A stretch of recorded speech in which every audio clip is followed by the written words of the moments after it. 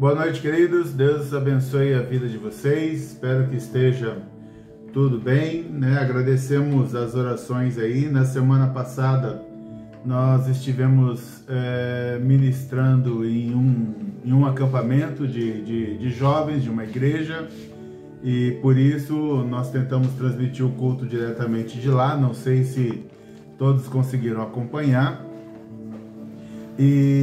mas graças a Deus hoje estamos aqui de volta. Já ministramos também pela manhã lá na igreja CCR, mas no acampamento nós ministramos na igreja IPI, Parque Brasil, do pastor Fábio.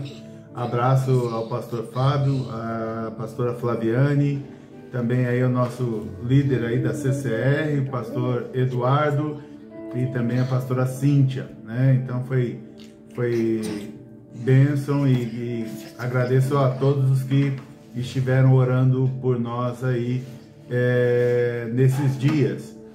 Hoje nós vamos falar de um assunto que nos confronta, né, um pouco, mas eu creio que é algo que Deus quer nos ensinar. Já ministrei isso pela manhã na CCR e vou ministrar agora novamente com vocês aqui que acompanham online. Nós vamos falar sobre a soberba, né? E aí o tema é a soberba da vitória, como vencê-la. A soberba da vitória, como vencê-la. Provérbios 16 e 18, no verso 18 diz assim: antes da ruína vem a soberba, e o espírito orgulhoso precede a queda. Em outra versão você vai ver de forma resumida que a soberba precede a queda. E aí nós vamos ter vários casos na Bíblia, várias histórias de pessoas que Deus abençoou de forma grandiosa, poderosa, transformou a vida, deu grandes vitórias, e as pessoas caíram exatamente depois. Elas caíram exatamente depois que tiveram uma grande vitória. Então, eu creio que essa ministração é para ajudá-lo a se manter de pé. Se você tem aguardado uma grande vitória de Deus, quem sabe a vitória está chegando, mas Deus não quer perder ninguém, principalmente depois da vitória. E eu vou dar a vocês vários exemplos de homens que se perderam da Bíblia, que se perderam exatamente depois da vitória. Então, me parece que quando a gente alcança uma grande vitória, também nós corremos um grande risco de de cair, de fazer algum tipo de bobagem, ou de abrir a guarda depois dessa grande vitória que nós temos, ou que nós alcançamos em Deus. A Bíblia conta pra gente, por exemplo, que lá em Juízes, capítulo 6, 7 e 8, vai contar pra gente, por exemplo, a história de Gideão. E Gideão é um homem que Deus chamou para libertar o povo na época da escravidão dos midianitas. E Deus, quando está chamando Gideão para libertar o povo, Gideão, então, ele tem muito medo. E esse medo que Gideão tem é medo porque ele não vê em si mesmo nenhum tipo de condição de entrar nessa batalha dos judeus com os midianitas, dos hebreus com os midianitas. Então ele fica ali meio que apavorado e com muito medo, e Deus trabalha no coração de Gideão para que ele tenha coragem de entrar naquela batalha e de enfrentar aquele exército do inimigo, para que o povo dele fosse liberto. Mas Gideão, ele tem tanto medo, e Deus sabe do medo que ele tem. Então fala para Deus: Senhor, mas eu sou menor, eu sou pequeno, eu não tenho condições nenhuma de se levantar para enfrentar um exército como os midianitas, e Deus fala, não, mas é você que eu quero usar, e ele chega a reclamar com Deus e falar, Senhor, mas foi o Senhor que nos colocou nessa situação, e os midianitas vieram nos confrontar, e Deus poderia falar para eles, mas Gideão, eu fiz isso por causa do pecado de vocês, mas Deus não fala isso, Deus simplesmente olha para Gideão e fala assim, mas eu quero te usar. Mas Gideão continua com muito medo. E Gideão diz assim, Deus, o Senhor realmente vai me usar, então eu vou colocar essa lã no meio ali do meu terreno, e amanhã então vai amanhecer com toda a terra molhada, mas a lã vai estar seca. E assim aconteceu. E quando Gideão viu aquilo, Senhor, então agora eu quero que amanhã apareça toda a terra seca, mas a lã vai estar molhada. E assim também aconteceu. E Gideão ainda estava com medo, então Deus disse para que ele descesse ali ao acampamento dos midianitas, e quando ele chegou lá, um dos midianitas teve um sonho, e o sonho estava claro no coração dele, que era Gideão que estava indo para cima dele, ou seja, Deus já tinha até gerado medo no povo ali dos midianitas, Deus já tinha colocado medo neles de que ele e Deus estava prestes a fazer alguma coisa contra os midianitas. Mesmo assim, Gideão teve medo. E aí Deus fica trabalhando o tempo todo no coração de Gideão, para que Gideão se levante e, conforme o mandado ali de Deus, o envio de Deus, Gideão fale alguma coisa. Então, fica uma força muito grande ali, uma luta muito grande de Deus com Gideão. Deus quer usar a vida de Gideão, mas Gideão está morrendo de medo.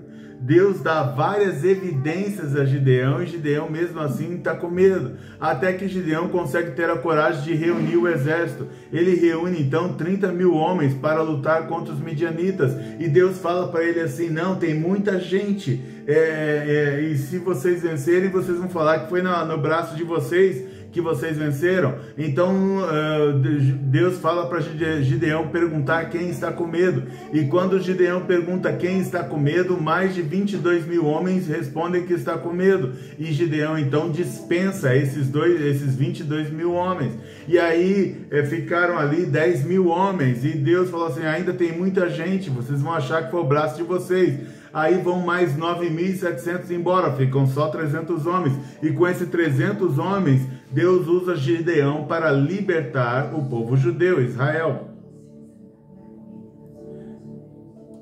O interessante é que Gideão, ele mesmo com apenas 300 homens, ele derrota um exército com milhares e milhares de homens. E ele apenas com 300. Deus deu uma vitória para Gideão que nenhum homem natural sobre a terra conseguiria ter. Gideão alcançou algo que nenhum homem no estado normal conseguiria alcançar. Nenhum homem mais forte da face da terra conseguiria alcançar. Nenhum homem mais sábio da terra alcançaria. Mas Gideão alcançou. Quando os homens, os reis viram isso, começaram a chamar Gideão de falar, Gideão, você é um príncipe. Porque já começaram a enxergar Gideão de outra forma, mas eu não estou aqui para contar a história de Gideão. Eu só quero que vocês entendam um contexto apenas, não para detalhar a história dele. Depois você pode ler, a partir de Juízes capítulo 6, a história de Gideão. Mas o que me chama a atenção aqui na história de Gideão é que depois da vitória, as pessoas começam a comparar ele com o filho de príncipe. E depois que comparam ele com o filho de príncipe, convidam ele para ser rei, e ele nega, e ele fez bem, talvez, em negar. Mas ele então pede que as pessoas tragam para ele ouro, que é o despojo que ele recebeu dessa batalha. E quando as pessoas trazem para ele ouro, então a Bíblia diz assim, lá em Juízes 8, 27, disso Gideão fez uma estola sacerdotal e a pôs na sua cidade em Ofra. E todo Israel se prostituiu ali, adorando essa estola. E isso veio a ser um tropeço para Gideão e toda a sua casa.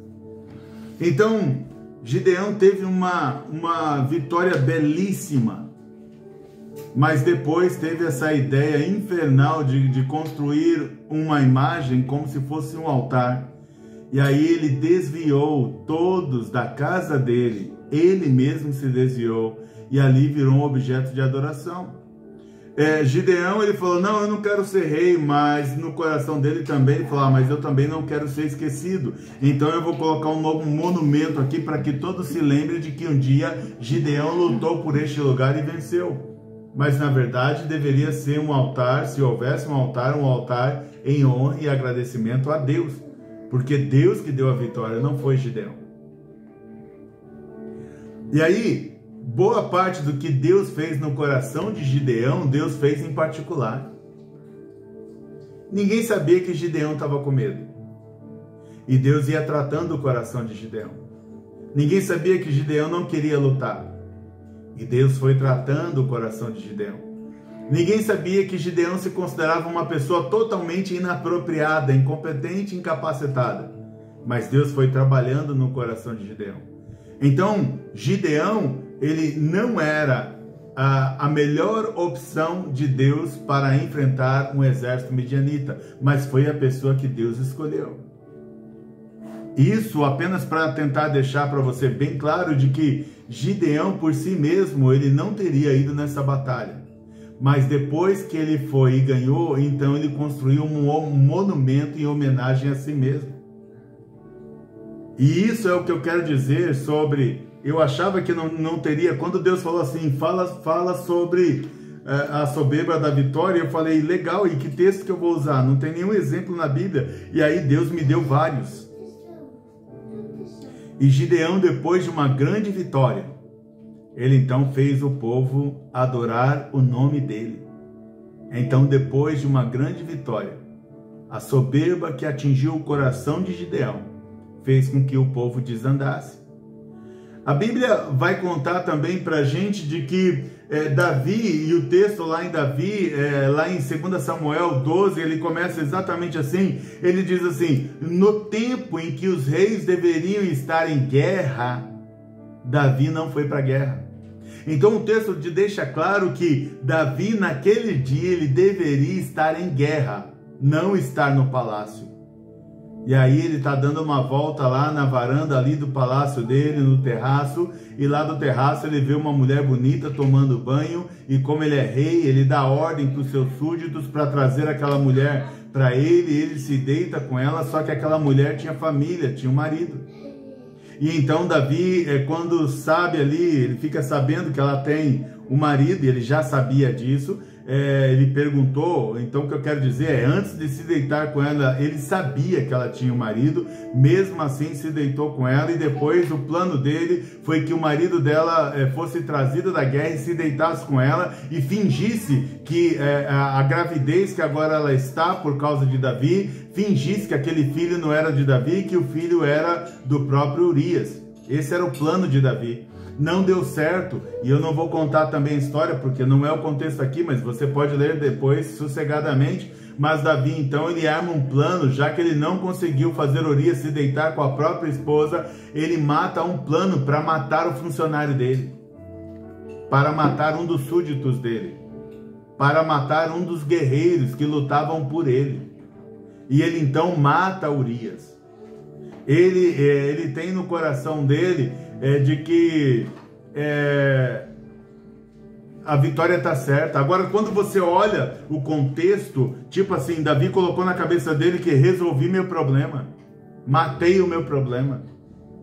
Ele só se esqueceu que talvez ele tivesse matado o problema dele para os homens, mas não matou o problema dele em relação a Deus. Então, se a gente olha o contexto de história de Davi,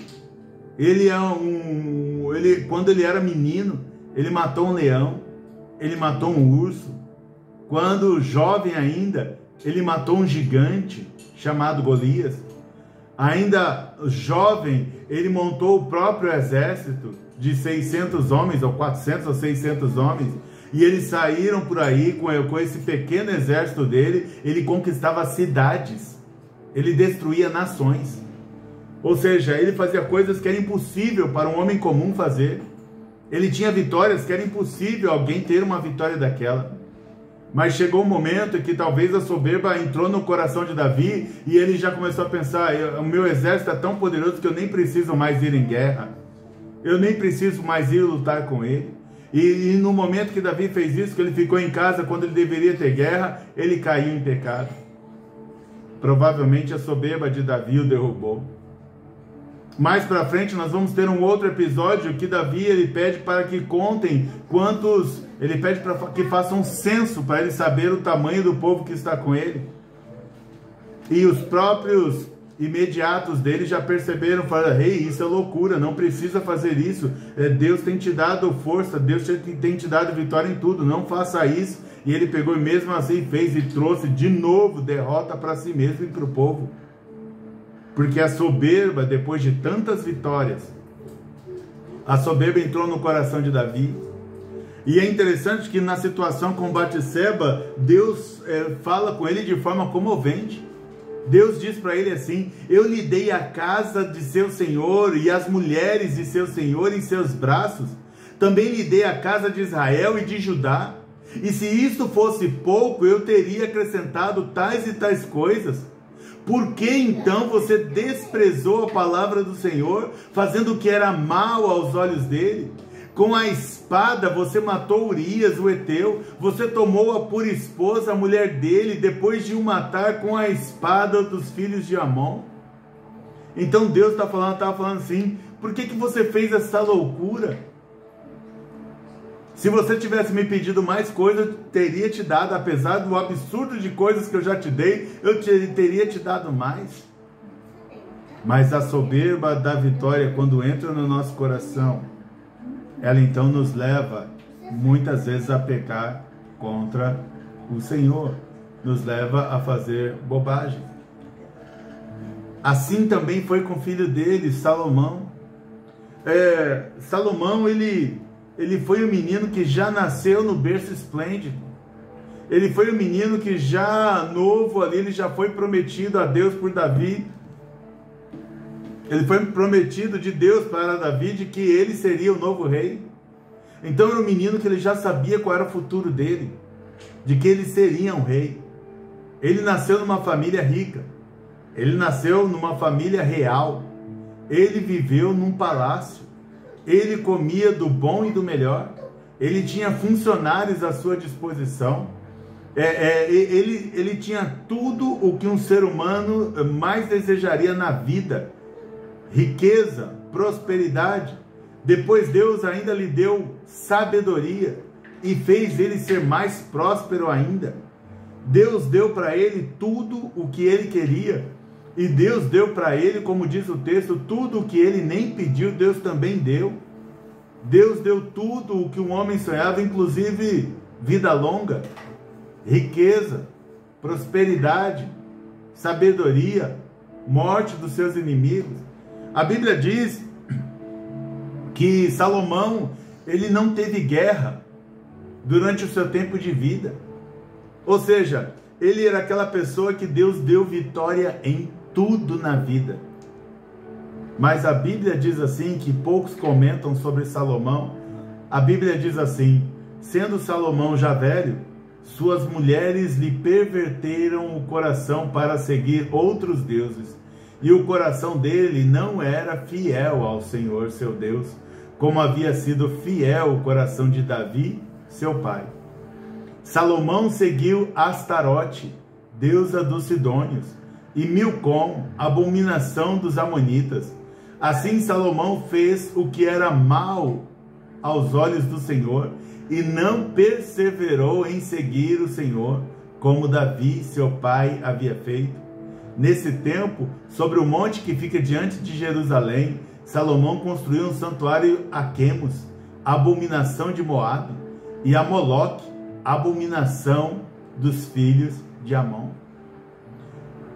Salomão foi um dos principais provocadores ou causadores da idolatria no meio do povo de Israel. E pouca gente diz isso. Uma vez um professor me provocando, que ele gostava de me provocar, ele entrou na sala, quando eu fazia o seminário, ele entrou na sala e disse assim: quem foi que disse que Salomão está salvo?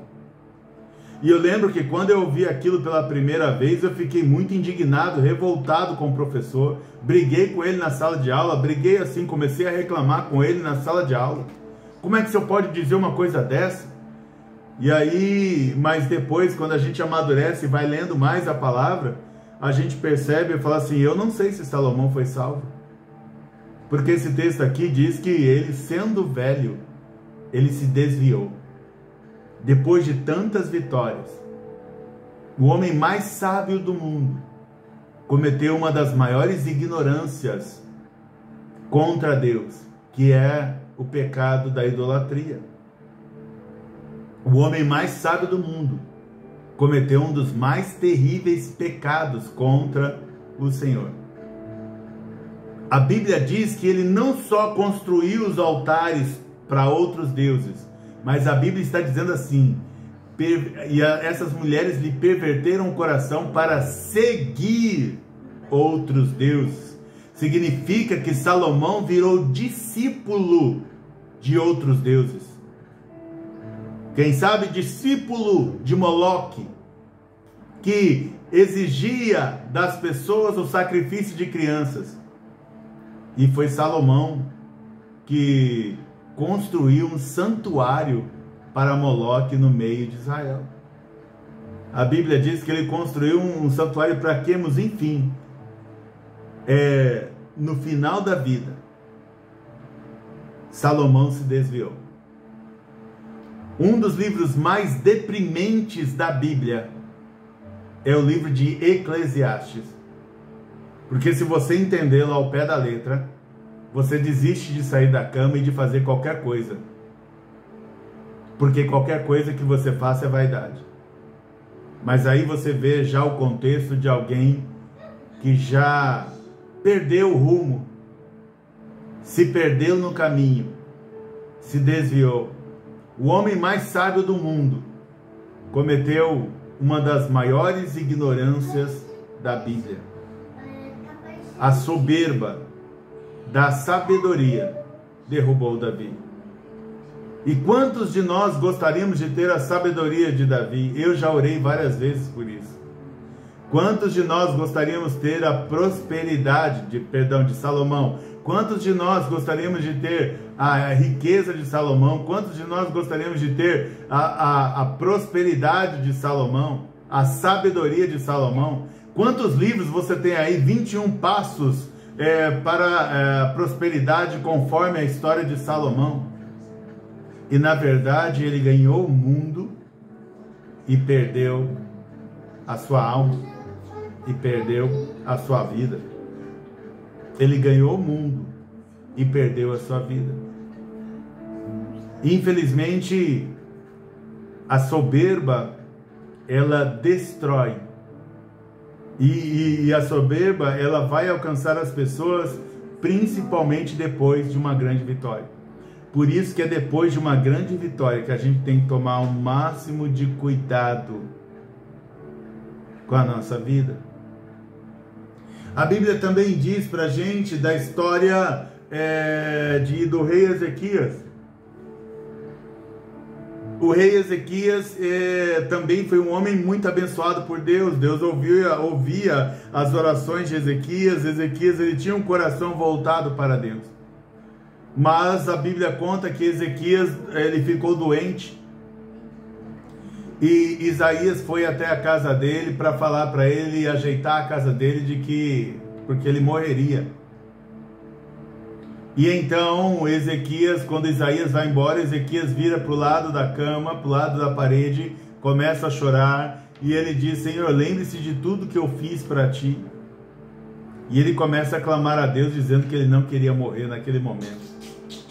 Antes que Isaías se afastasse, Isaías volta para o palácio e diz para ele, fala: Ezequias, o Senhor vai te dar mais 15 anos. E é interessante, né, que a motivação de Ezequias, e quando ele ouve que ele vai ser curado, mas ele ainda não foi, mas ele ouve que vai ser curado, ele pergunta para Isaías: qual o sinal que eu terei de que eu voltarei a subir ao templo do Senhor? Então, ou seja, a motivação de Ezequias ali para a cura é para continuar seguindo o Senhor e adorá-lo. E depois que Ezequias recebe a vitória da cura, Deus deu para ele mais 15 anos. A Bíblia então diz que o rei da Babilônia e os seus imediatos foram visitá-lo. E quando o rei da Babilônia estava visitando Ezequias, Ezequias então começou a mostrar tudo que eles tinham. Então a Bíblia diz lá em Isaías 39:4, Isaías perguntou: o que esses homens que vieram de longe viram no seu palácio? Ezequias respondeu: viram tudo o que há em meu palácio. Não houve nada nos meus tesouros que eu não lhes mostrasse. E Isaías diz assim: você cometeu uma grande loucura. E por isso Ezequias perdeu tudo. É você imaginar que Ezequias, depois de uma grande vitória, ele recebe gente importante na casa dele, e ao invés dele falar para essas pessoas importantes que estão na casa dele, que foi Deus que deu a vitória para ele, então ele começa a mostrar a grandeza do reino dele. Mas Ezequias não seria nada a não ser um defunto, um morto, e que só está ali vivo por causa de Deus.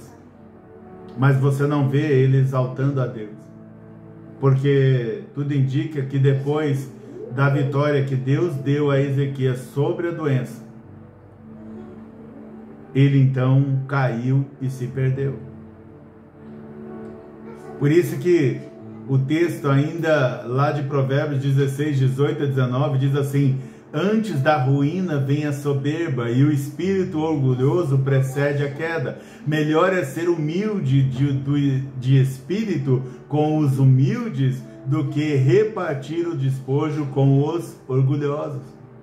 A Bíblia deixa claro de que Deus, ele detesta os orgulhosos de coração, porque os orgulhosos de coração não conseguem reconhecer os feitos de Deus. A Bíblia ainda vai contar para nós a história de Gideão, acho que eu já falei, de Nabucodonosor. A Bíblia ainda vai contar para nós a história de Nabucodonosor. Nabucodonosor, ele era um rei muito poderoso sobre a terra. Mas ainda que houvesse nele muito poder e ele tivesse conquistado vários povos, isso só tinha acontecido porque Deus fez ele ganhar. Até porque que quando ele derrota Jerusalém, quando ele derrota Israel, ele só derrotou Israel porque Deus queria castigar Israel. E Nabucodonosor, uma vez ele teve um sonho de que ele via uma árvore grande e pulando muita coisa vinha, e essa árvore grande era derrubada. Ele manda chamar Daniel, e Daniel diz para ele: olha, rei, essa árvore que Deus derrubou foi o Senhor, porque o Senhor está se achando grande, o Senhor está se achando poderoso, o Senhor está se achando que é o melhor que qualquer outro reino, o Senhor está se achando a última fruta aí do pomar. E aí Deus está falando que é para o Senhor se arrepender, porque o Senhor só é o que é por causa de Deus, e se não fosse Deus, o Senhor não seria nada. E aí o rei, a Bíblia diz que passa um ano, e Nabucodonosor, ele não se arrepende, ele continua achando que ele é o cara. Então a Bíblia diz que ele enlouqueceu, ele ficou doido, ficou maluco. E só depois que Deus restaurou o entendimento dele é que ele começa a adorar, exaltar, engrandecer o nome de Deus. Porque a soberba da vitória, das muitas vitórias, subiu no coração dele. A Bíblia vai dizer também que Josias, um menino de 7, 8 anos ali já colocado para reinar, E Deus abençoa Josias. Josias, os súditos dele encontram um pedaço ali, a lei, o livro da lei, no meio dos escombros. E aí alguém vai lá e lê para Josias o livro da lei. Ele lê o livro da lei, então ele rasga suas vestes, coloca cinza na cabeça, ele se arrepende e ele diz assim: estamos fazendo tudo errado daquilo que é vontade de Deus. Ele manda restaurar o templo, ele manda limpar o templo, ele manda derrubar todos os altares, ele manda fazer uma limpeza espiritual geral ali no reino dele, quebrar tudo que representa outros deuses, tirar do meio do povo toda a idolatria. E Deus se agrada dele, Deus vai abençoando Josias, e Josias se torna um rei próspero.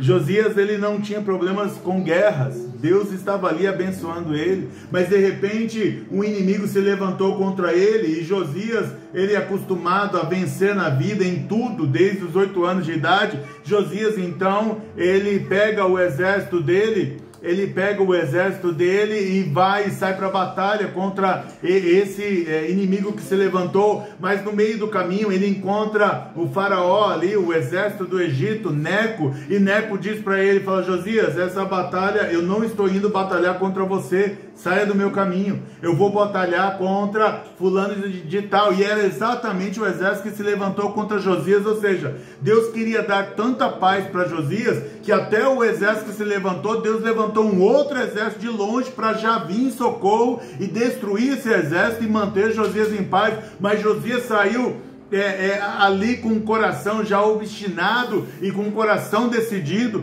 a ponto de Neco falar para ele, falou assim: olha, o teu Deus, ele falou comigo, e ele falou para enfrentar, Deus me trouxe aqui para enfrentar esse inimigo, eu não quero lutar com você. Mas Josias, ele estava com o coração ali endurecido, a soberba tinha subido o coração dele, e mesmo assim ele enfrentou e morreu. Então não era para Josias ter morrido naquele tempo.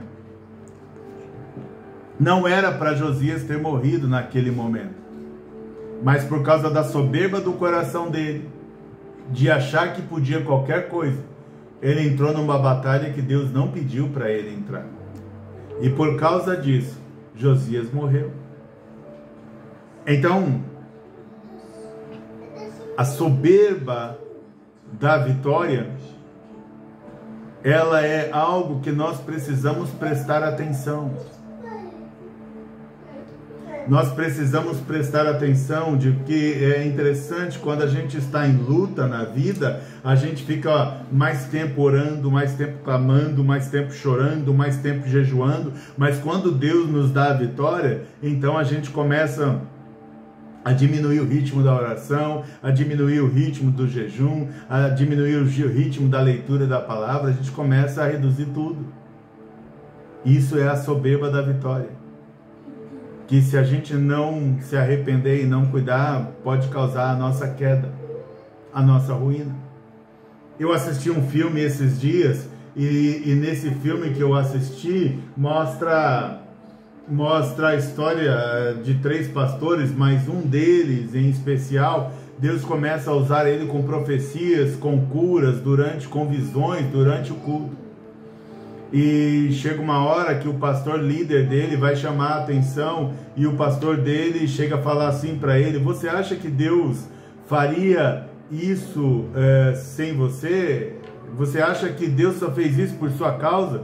Se você não estivesse aqui, nada teria acontecido? Ele falou: acho. Se eu não estivesse aqui, nada disso teria acontecido. Aí o pastor diz para ele: que pena, e acaba dispensando ele. Porque as vitórias que ele teve, a soberba da vitória subiu no coração dele. Como vencer então essa soberba no coração? Eu acho que o maior exemplo que nós temos na Bíblia para vencer a soberba é o próprio Jesus, que mesmo sendo Deus, em nenhum momento, como diz lá Filipenses capítulo 2, verso 5, em nenhum momento ele quis provar para alguém de que ele era Deus. Ao contrário, ele se despojou, ele se fez humilde, ele se fez pobre, ele se fez homem comum. Ele humilhou a si mesmo. Ele não fez questão de que as pessoas vissem lá os poderes que ele podia fazer. Nem Satanás, quando disse transforma as pedras em pão, ele não quis transformar. Nem Satanás, quando disse pula daqui, já que os anjos vão te proteger, ele não quis pular. Porque Jesus, ele não tinha que provar nada a ninguém. Ele sabia exatamente quem ele era. Então, quando alguém perguntava, mas você é Deus? Então nos diga. E ele ficou em silêncio. Ele não tinha que provar nada a ninguém. E um dos vários ensinamentos que Jesus nos dá de como não cair na soberba da vitória é João 6,38, quando ele diz assim: porque eu desci do céu, não para fazer a minha própria vontade, mas a vontade daquele que me enviou. Então, Jesus está falando assim: eu não vivo por mim mesmo, eu vivo por meio daquele que me enviou.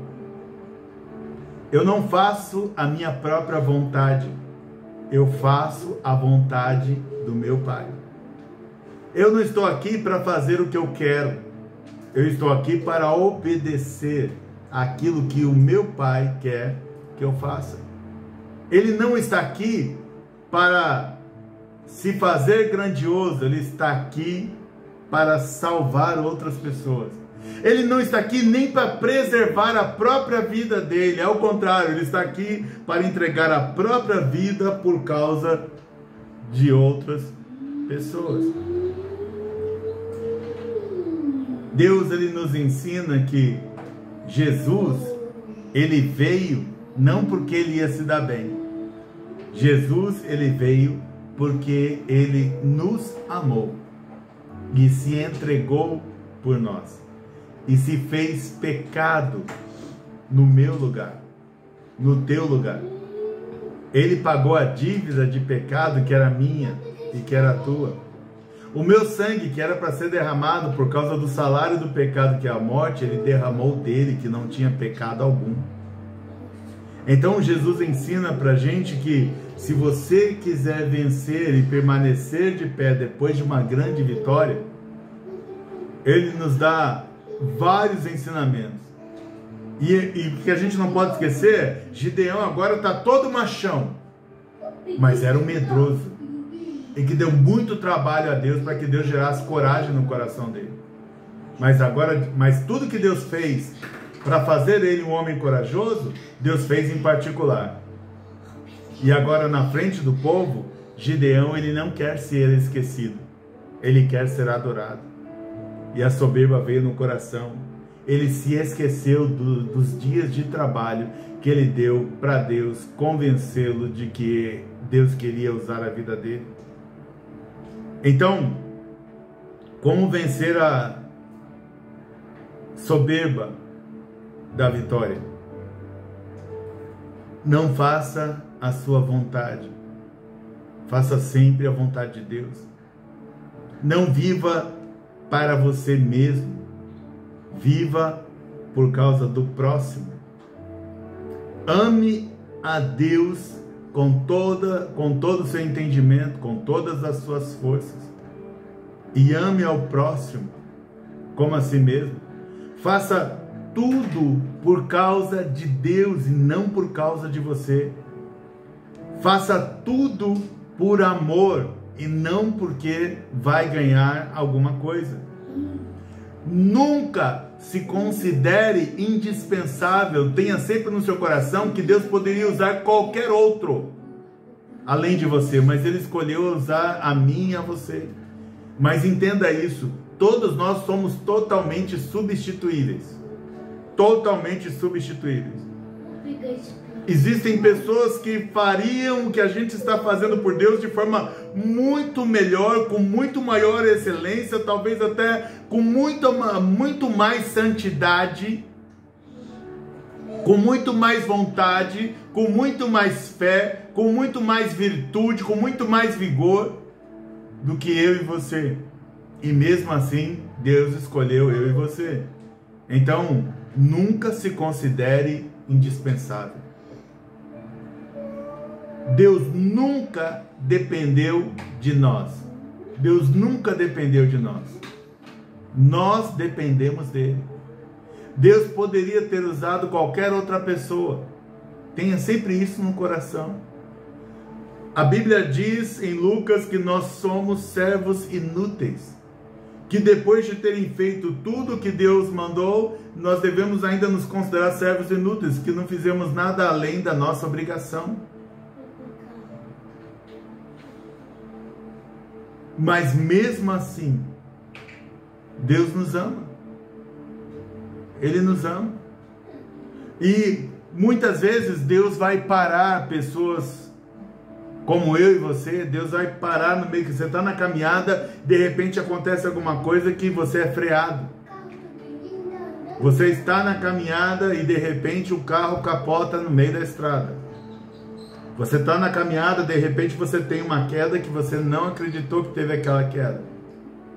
E muitas vezes é Deus freando a gente. Porque é melhor a gente ir para o céu faltando um pedaço do corpo, do que ir para o inferno de corpo inteiro.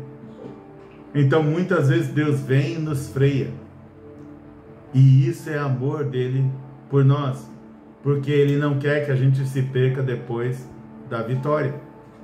Nós não podemos cair depois da vitória. Nós não podemos ser atingidos pela soberba da vitória. Nós temos que manter a humildade até o fim, sabendo que não foi a gente que alcançou vitória, foi o Senhor. Sabendo de que se não fosse o Senhor, não teríamos alcançado coisa alguma. Sabendo que se não fosse o Senhor, nada do que aconteceu teria acontecido. Então nós temos que manter a humildade até o fim, sabendo quem nós somos. Nunca podemos esquecer de toda a glória, que toda a glória é de Deus, não nossa. De que aquele que fez com que tivéssemos êxito e vitória foi Deus, e não nós. A Bíblia, quando eu estava estudando esse texto, a Bíblia me fez lembrar de textos, que aqueles textos que se transformam em louvores, mas tem um louvor que enquanto eu estava escrevendo aqui, que eu me lembrei dele, que é antigo, que diz assim: a ele toda honra, ou seja, é um louvor que honra a Deus, mas é exatamente um resumo daquilo que eu quero dizer aqui, de que nunca se esqueça que sempre foi Deus, nunca foi eu, nunca foi você, sempre foi Deus. Se há algo bom em mim, foi Deus. Se há algo bom em você, foi Deus. Se eu alcancei alguma coisa, foi Deus. Se você alcançou alguma coisa, foi Deus. Se eu vou alcançar alguma coisa, é Deus. Se você vai alcançar alguma coisa, é Deus. Nunca sou eu e nunca é você.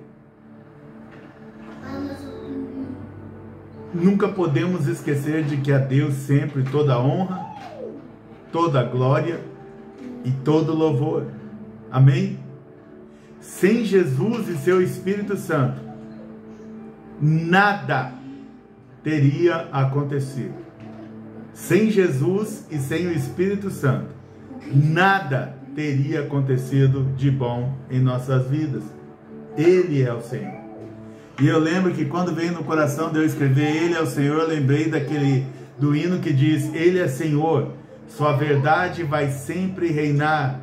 Terra e céus glorificam seu santo nome.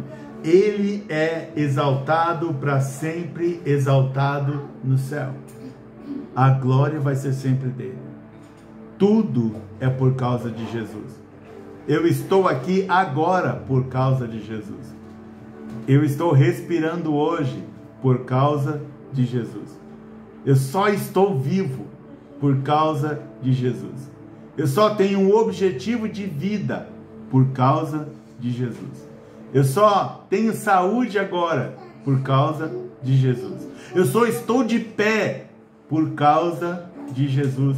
Eu só me sinto salvo pela fé por causa de Jesus. Eu só creio no amanhã por causa de Jesus. Então, guarde no seu coração. Por que Deus nos daria uma palavra como essa? Porque eu creio que alguns de nós estamos prestes a viver um momento de uma grande vitória. E que essa grande vitória que vai acontecer em breve, que ela não se torne um motivo de tropeço, como aconteceu para a vida de Gideão, de Davi, de Salomão, de Josias, de Nabucodonosor, conforme nós explicamos aqui.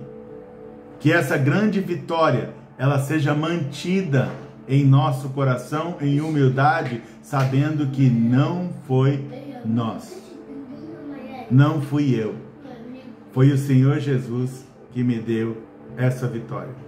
Então, que Deus abençoe a tua vida, que Deus te guarde, que Deus faça com que essa palavra fique gravada e cravada no seu coração, e que depois de você receber uma grande vitória que está por vir, e você pensar em fazer alguma bobagem, que você se lembre, eu profetizo que você vai se lembrar dessa ministração, e por se lembrar disso você vai se arrepender, e você não vai deixar a soberba da vitória destruir aquilo que Deus acabou de fazer. E que assim você seja abençoado. Você, a sua casa, a sua família, ministério, a sua vida profissional, vida financeira, que você seja próspero em tudo. Em nome de Jesus. Amém.